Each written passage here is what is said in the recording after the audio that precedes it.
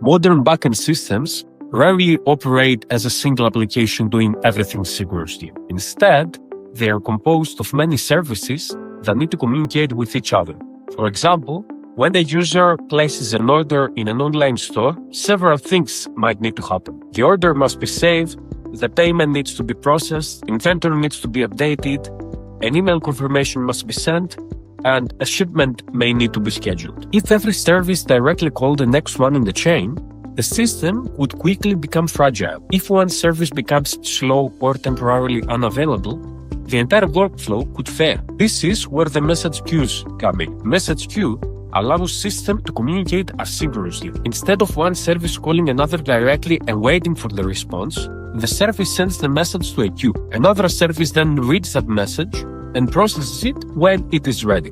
This creates a powerful separation between producers and consumers. A service that sends the message doesn't need to know when the message will be processed or even which service will process it. It simply publishes the message and it continues its work. For example, imagine an order service that receives an order. Instead of directly calling multiple other services, it publishes an event like order created. That event is placed into a message queue. Now, several services can react independently. The payment service processes the payment.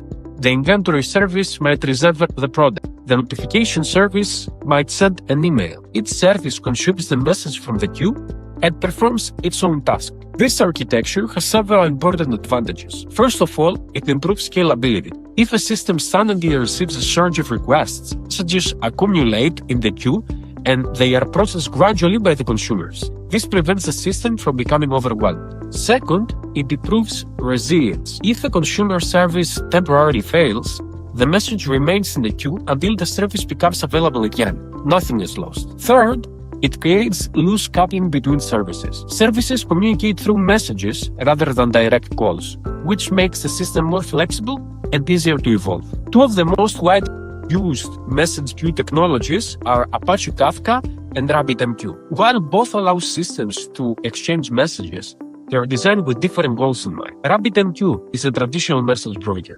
It focuses on reliable message delivery and flexible routing between producers and consumers. Messages are placed into queues and delivered to consumers, often following patterns like work queues or publish subscribe. RabbitMQ is commonly used for background job processing, for task distribution, and for service communication. Kafka takes a different approach. Instead of focusing only on message delivery, Kafka acts more like a distributed event streaming platform. Messages are stored in durable logs called topics. Consumers read messages from these logs and can replay them later. This makes Kafka extremely powerful for systems that need to process large streams of data in real time. For example, Kafka might be used to process clickstream events, user activity logs, financial transactions, or large event pipelines. Large-scale platforms built by companies like LinkedIn, Netflix, or Uber use event-driven architectures powered by message queues that handle massive volumes of data